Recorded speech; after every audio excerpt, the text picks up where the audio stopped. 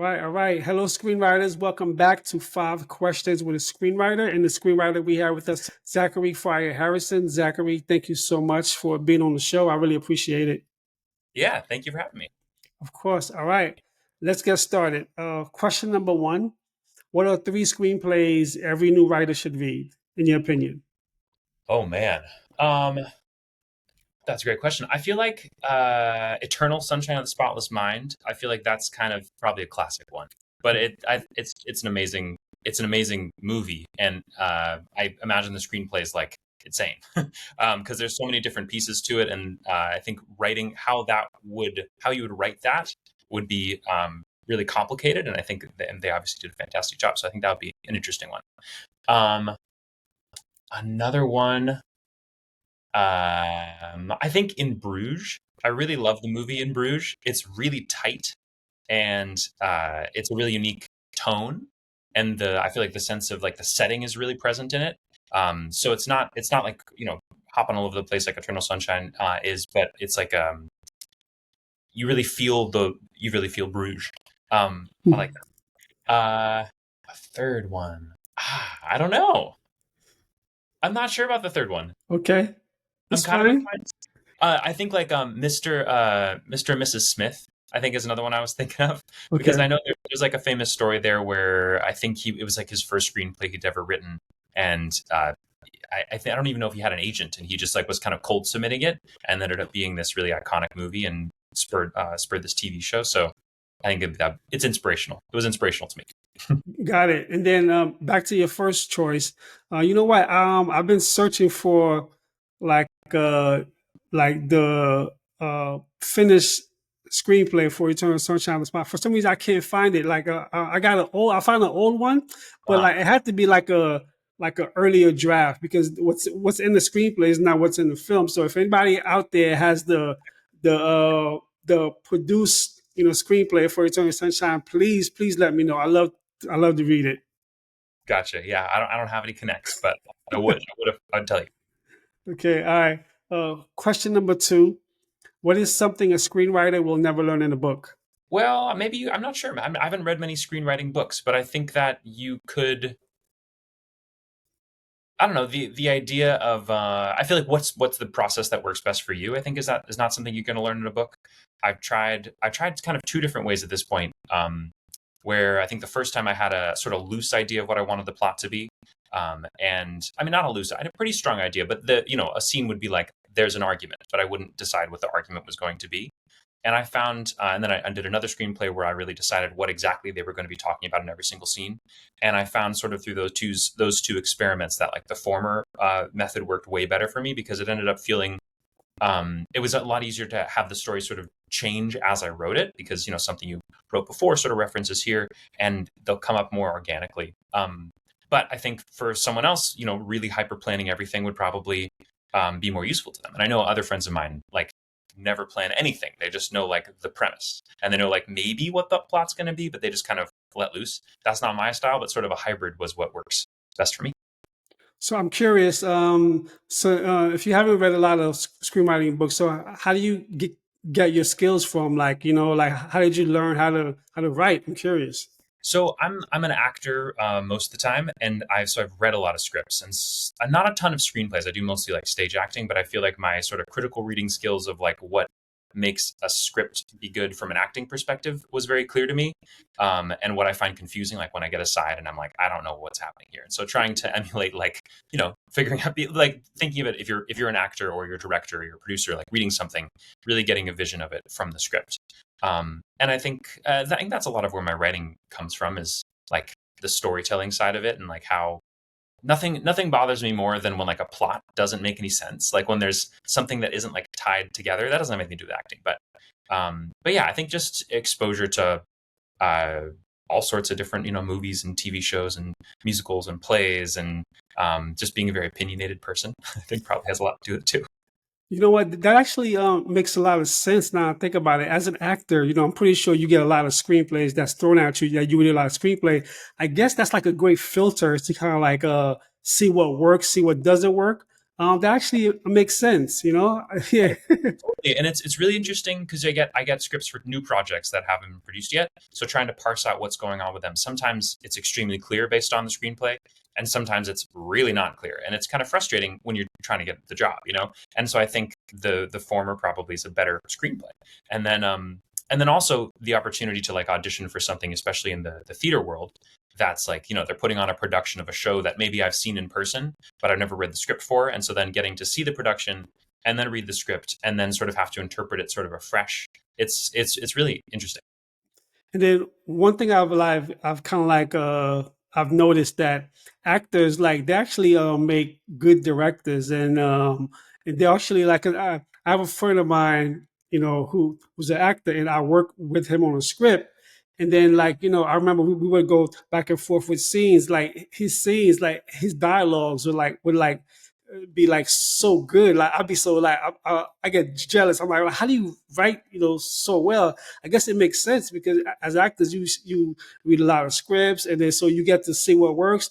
And then like a lot of like actors like also make great directors too. I think about Ben Affleck. Like he's like a very good director, and obviously Clint Eastwood. He became an actor. He was an actor. He became a director. So yeah, that's it's just like something I thought about just now. Yeah, yeah. Especially with I think with dialogue is where it comes up most. Like when I get a script that I have to do a self tape for or something, and I really have no idea what it is they want. Maybe there's a world out there where they really know what they want and they get the right person for it and it ends up making a lot of sense. But I feel like the scripts that I find like most satisfying to act are the ones where like there are pieces of the script that kind of give you a hint as to what the character is. And I maybe I'm biased, but I think that's good writing, And so I think like, finding the balance between like having some stage direction but not sort of overpowering and sort of dictating what something's going to be, or like little sort of quirks of speech or something like that. Those are things that I find like really helpful when I'm interpreting a script, and so kind of reverse engineering that to writing a script. That's what I was thinking. All right, all right. Question number three. What is the greatest character arc you've seen in a story?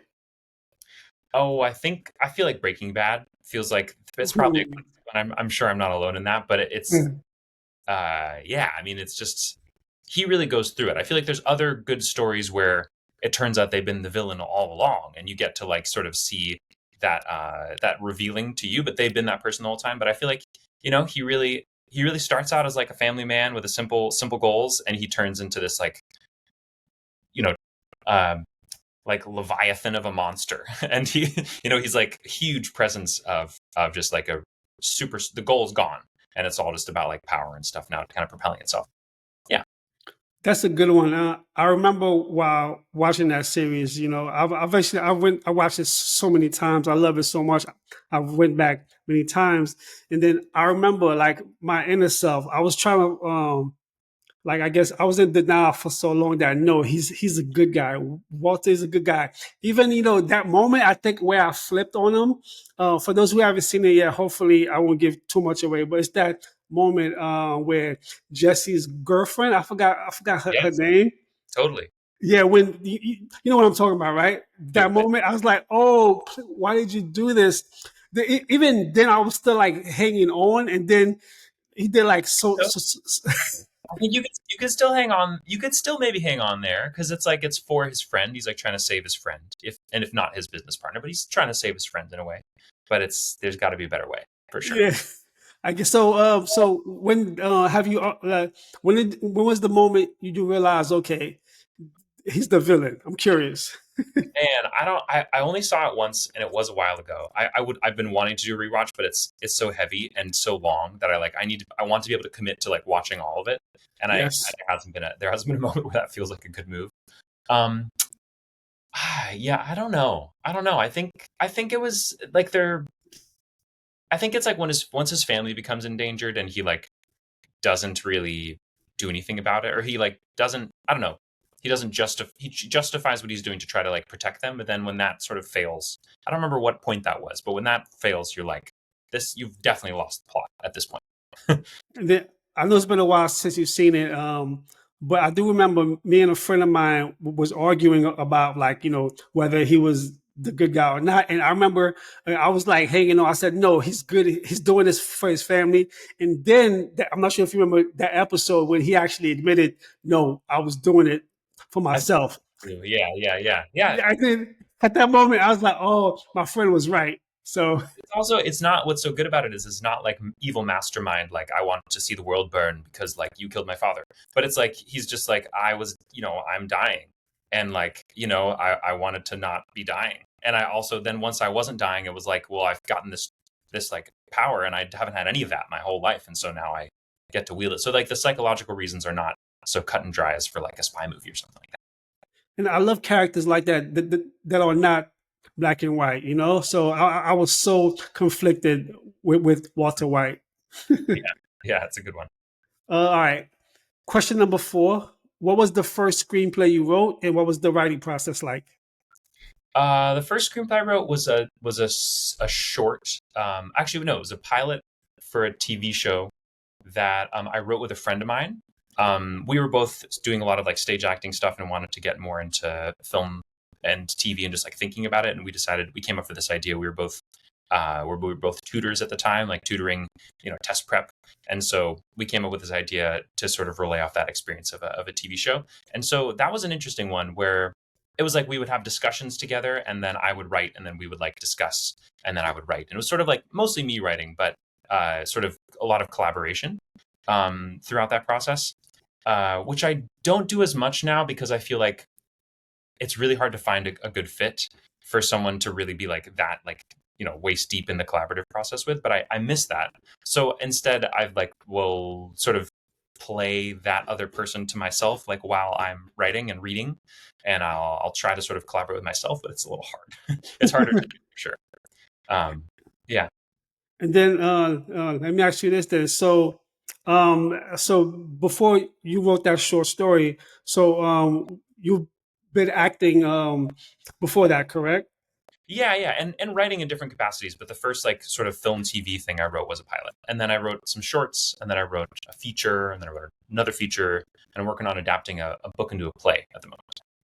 Okay, so since you've were doing acting, so going into the story, was that like easy for you to be like, okay, the formatting and things like that, was that like easy for you to pick up? I talked to a friend of mine who's a screenwriter primarily, and that's the main job. He's been doing it for like a decade now. And so he gave me a lot of advice. I used Final Draft. I started the first one I wrote. I think I did it on like Google Docs, so I could access it anywhere, and I really sort of made my own formatting based off scripts that I've read. And then I started using Final Draft, and so it was pretty straightforward. And I feel like I've read enough scripts that like I know what I want out of it, like for clarity as a reader. And so I figured that's probably close enough for what would make the formatting make sense. But I watch YouTube videos like trying to figure out how it works, like how do I do this specific kind of transition. And yeah, yeah, I just kind of copied and pasted other things I'd seen and what I liked. Nice. All right. We are at the final question. Okay, so you get to plan and go on a non-romantic date slash hangout with your current main character. What does that date look like? Current main character. Well, I'm gonna take that for the not the play that I'm writing now, but the screenplay that I'm sort of like mulling over, and I think we connected through that I put on Blacklist. Um, what does that date look like? I feel like it's taking her. It's like cooking her like a family cooked meal in like a happy, safe home because that's something that she is utterly lacking. Hmm. um, and yeah, I think it's like a long sort of heart to heart in like a comfortable, like wholesome environment, which is, not what she gets to do very often. Yeah. So, what do you think she would want to eat? Um, I think something sort of simple and homey, like what comes to mind is like chili, like make like a really good or like a chili verde, like make like a really sort of authentic but like homey Mexican meal is sort of what comes to mind. And maybe that's just because it's one of the things I like to cook. Um, yeah, but there's a lot of process involved. It takes a while, but it's not super. You can let it like stew for a while. So it could be like a cooking and chatting and then eating date, sort of as like all in one. Yeah, I think that gives a lot of opportunity for like, you can talk and then you can sort of like take a moment to chop some stuff. And yeah, I think so. Nice. All right, all right. This has been 5 questions with screenwriter Zachary Freier-Harrison. Before we wrap up, I do want to ask you: Are you? What's a recent TV show or film that you've watched you would recommend to our viewers? Ooh. What's one that I really liked lately? Oh man. Oof. That is such a good question. I'm only thinking of like the hits from before, but recently, oh man, there is one. Man, I cannot think of it right now. You know what I had a really good time at? I had a really good time at the Mission Impossible Final Reckoning. I just Okay. so fun. Also, I really enjoy like a spy movie kind of thing, or I feel like Indiana Jones sort of falls in the same sort of world where it's like, a great adventure with sort of this protagonist. But I think it's been really kind of hilarious watching Mission Impossible, like kind of in the way Wes Anderson has gradually like made his own genre and then sort of makes movies like that are kind of laughing at the genre that he made. And I feel like Mission Impossible has cut out its own genre like within spy movies where they just have their format is nuts. Like from a screenwriting perspective, the fact that they tell you everything that's going to happen before it happens and then it happens exactly how they describe it is like not what most spy movies or heist movies do. Like usually they like, here's the plan and it like goes awry. And like at least the latest one, like it basically didn't go not according to plan ever. Like everything was basically the plan. And they spend like 5 minutes before each action sequence, like just outlining the entire plan. And so then once you're in it, you're just along for the ride, like having a good time. Like the plot, the excitement is just like how crazy the situation is. And it's not necessarily like, will they or won't they? It's like, they will because it's that kind of movie. And also they like tell you what's going to happen. And like, there's some hiccups, but I just think it was really fascinating from like a conceptual perspective as a writer, as well as being a hilariously good time too. I haven't seen it yet, but I'm going to put it on my list to watch for sure. Yeah, it's good. It's so All right. Is there anything else that you want to share with our viewers before we head out of here? There's a short that's on Vimeo that's available, 3 Ways Out, it's called. We haven't made it public yet, but the password is thank you.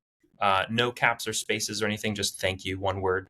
It's a short that I wrote and produced and starred in, and it was the first time I'd gone from the writing process to like the sort of table work behind the scenes, pre-production, production, post. Like it was really a full-fledged thing for me and being part of every part of it. And it was really interesting and a huge learning process. And I feel like a very important one for a writer to do at some point. It could be a pretty small budget thing.